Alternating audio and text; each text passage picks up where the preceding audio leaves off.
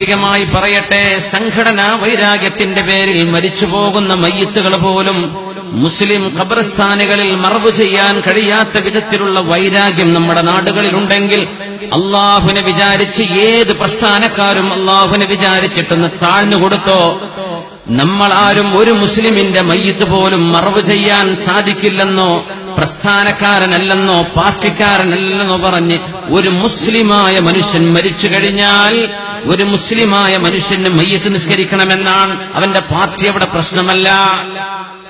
ശറഇന്റെ മസലകൾ ശരിക്കും മനസ്സിലാക്കിയിട്ട് നമ്മൾ പെരുമാറുക. മുസ്ലിമായൊരു മനുഷ്യനെ ഞങ്ങളുടെ മഹല്ല അധികാരം ഞങ്ങൾക്കാണ്, ഞങ്ങളുടെ കയ്യിലാണിതെന്ന് പറഞ്ഞിട്ട് ഒരു മയ്യിത്തിനെ അപമാനിക്കുന്ന അവസ്ഥകൾ ഇന്ന് കേരളത്തിൽ അങ്ങോളം ഇങ്ങോളമുണ്ട്. ഇന്ന് ഉച്ചയ്ക്ക് ഞാനൊരു കല്യാണത്തിന് സംഗമിച്ചു നിലമ്പൂർ ഭാഗത്ത്.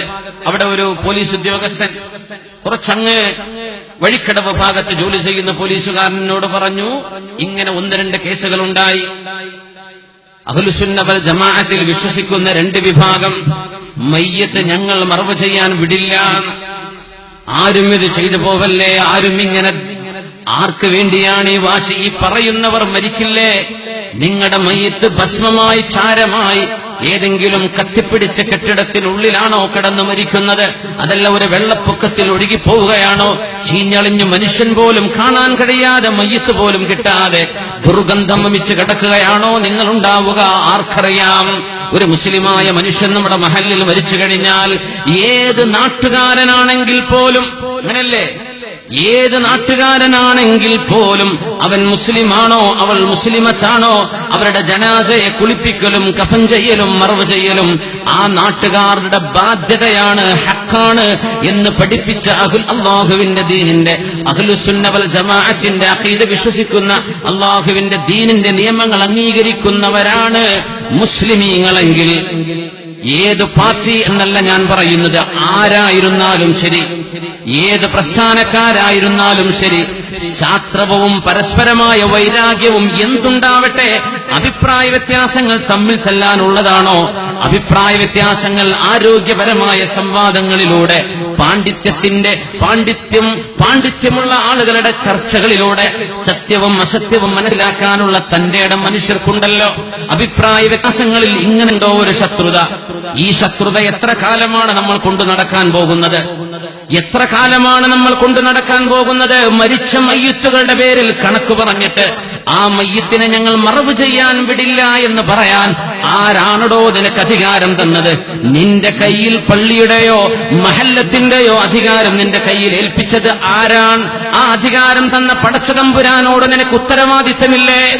നമ്മുടെ നാട്ടിലെ നിയമപാലകന്മാർ അള്ളാഹുവിന്റെ ഈ ഭൂമിയിൽ നിയമം നടപ്പാക്കാൻ, അള്ളാഹുവിന്റെ ഈ ഭൂമിയിൽ സമാധാനം നിലനിർത്താൻ ലോകാലോകങ്ങളിൽ കാലാകാലങ്ങളിൽ നിയമപാലകന്മാരുണ്ടായിട്ടുണ്ട്. അവർക്ക് അവരുടെ ജോലി നിർവഹിക്കാനും ഇടപെടാൻ പോലും അവരെ സമ്മതിക്കാതെ ഈ ഉമ്മത്ത് പരസ്പരം തമ്മിൽ തല്ലി നിൽക്കുന്നത് നമ്മുടെ സ്റ്റേഷനുകളിൽ, നമ്മുടെ കോടതികളിൽ കേസുകളായി കെട്ടിക്കിടക്കുമ്പോ നാണം തോന്നുന്നില്ലേ? സത്യവിശ്വാസികളെ, നാണം തോന്നുന്നില്ലേ?